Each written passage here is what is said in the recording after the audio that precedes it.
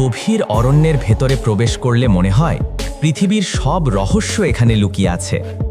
আকাশ ঢেকে রাখা বিশাল গাছ, ঝোপঝাড়ে ঘেরা অচেনা পথ, কোথাও শোনা যায় ঝিঝি পোকার ডাক, আবার কোথাও একেবারে শূন্য নীরবতা।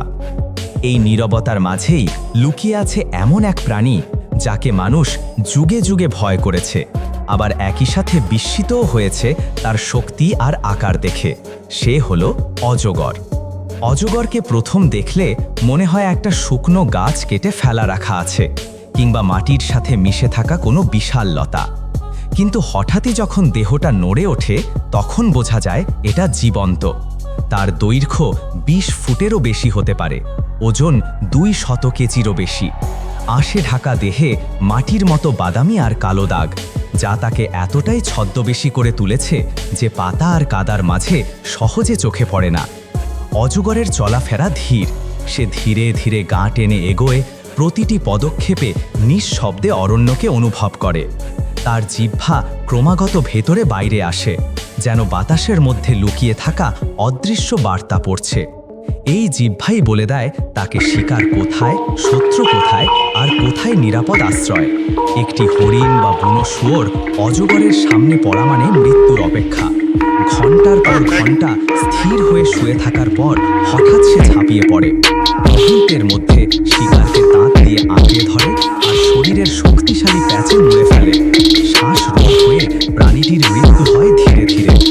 দাঁত ধারালো নয়, কিন্তু ভেতরের দিকে বাঁকানো। একবার ধরা পড়লে কোনোভাবেই ছাড় পাওয়া যায় না। জঙ্গলের অন্ধকার রাতে এই দৃশ্য আরও ভীতিকর হয়ে ওঠে। চাঁদের আলো পাতার ফাঁক দিয়ে নামছে, ঝিঝি পোকার ডাক বাড়ছে, দূরে শেয়ালের হাহাকার শোনা যাচ্ছে। আর সেই পরিবেশে অজগর শিকার করছে, নিঃশব্দে, অদৃশ্য থেকে। অনেক সময় সে নদীর ধার ঘেঁষে আধা শরীর ডুবিয়ে রাখে। পানি খেতে আসা হরিণ বা অন্য প্রাণী কাছে এলে বজ্র গতিতে ঝাঁপিয়ে পড়ে। পানির ভেতর থেকে তার আঘাত এত দ্রুত আসে যে প্রতিক্রিয়া জানানোর সময়ও থাকে না। অজগরের খাওয়ার অভ্যাসও ভিন্ন। সে প্রতিদিন শিকার করে না, বরং একবার বড় কোনো প্রাণী ধরতে পারলে সেটাই তার মাসের খাবার হয়ে যায়। একটা মাঝারি হরিণ ধরলে তা হজম করতে তার ২ সপ্তাহ লেগে যায়। এই সময়ে সে প্রায় অচল হয়ে পড়ে, কোনো শিকার করে না, শুধু এক জায়গায় লুকিয়ে থাকে। শরীর ফুলে ওঠে, চোখ আধো ঘুমে ঢেকে যায়, কিন্তু ভেতরে ভেতরে হজমের প্রক্রিয়া চলতে থাকে। অজগরের ডিম পাড়ার সময়টাও রহস্যময়। স্ত্রী অজগর একসাথে ডজন খানেক ডিম পাড়ে, তারপর নিজের শরীর দিয়ে ডিমগুলোকে জড়িয়ে রাখে, যেন উষ্ণতা ঠিক থাকে। বনের ঠান্ডা বাতাস থেকে ডিমকে রক্ষা করতে সে ঘন্টার পর ঘন্টা, দিনের পর দিন প্রায় না নড়েই বসে থাকে। কয়েক সপ্তাহ পর সেই ডিম থেকে জন্ম নেয় ছোট ছোট অজগর। জন্মের মুহূর্তেই তারা শিকার করতে সক্ষম, যেন প্রকৃতি তাদের বেঁচে থাকার লড়াইয়ের জন্য প্রস্তুত করে দিয়েছে। অরণ্যের গভীরে যখন বৃষ্টি নামে, গাছের পাতায় টুকটাক শব্দ হয়, মাটি কাদা হয়ে যায়, তখনও অজগরের জীবন থেমে থাকে না। সে কাদার ভেতর দিয়ে ধীরে ধীরে এগোয়, কখনো পানিতে ভেসে বেড়ায়। বৃষ্টির ফোঁটায় তার আঁশ চকচক করে ওঠে, মনে হয় যেন অলংকারে ঢাকা এক দানব নিঃশব্দে এগিয়ে চলেছে। অজগর শুধু ভয়ঙ্কর শিকারী নয়, বরং প্রকৃতির এক বিশেষ ভারসাম্য রক্ষকও বটে। যদি অজগর না থাকত, তবে হরিণ, শুয়োর, বানরের সংখ্যা বেড়ে যেত আর গাছপালা ধ্বংস হয়ে যেত। তাই অজগর জঙ্গলের এক অনিবার্য অংশ। মানুষের কাছে ভয়ঙ্কর হলেও প্রকৃতি তাকে দিয়েছে এক গুরুত্বপূর্ণ দায়িত্ব। মানুষ আর অজগরের সম্পর্ক বহু পুরনো। প্রাচীন কাহিনীতে অজগরকে ঘিরে গল্পের শেষ নেই। কোথাও তাকে দেবতা ভেবে পূজা করা হয়েছে, কোথাও আবার দানব বলে ভয় দেখানো হয়েছে। আফ্রিকা, এশিয়া, দক্ষিণ আমেরিকার নানা জাতিগোষ্ঠী এই সাপকে ঘিরে কিংবদন্তি বানিয়েছে। কারো কাছে সে রহস্যময় রক্ষক, কারো কাছে মৃত্যুদূত। জঙ্গলের গবেষকরা অজগরের জীবন নিয়ে অনেক সময় ব্যয় করেছেন। তারা দেখেছেন কিভাবে এই প্রাণী ঘন্টার পর ঘন্টা শিকারকে নজর রাখে, কিভাবে তার শরীরের শক্তি কয়েকজন মানুষের শক্তির সমান। অনেক সময় অজগরকে ধরে খাঁচায় রাখা হলেও তার আসল রূপ কেবল অরণ্যের ভেতরেই প্রকাশ পায়। খাঁচায় সে নিস্তেজ হয়ে যায়, কিন্তু মুক্ত জঙ্গলে সে প্রকৃতির রাজা। অজগরের আকার সব জায়গায় একরকম নয়।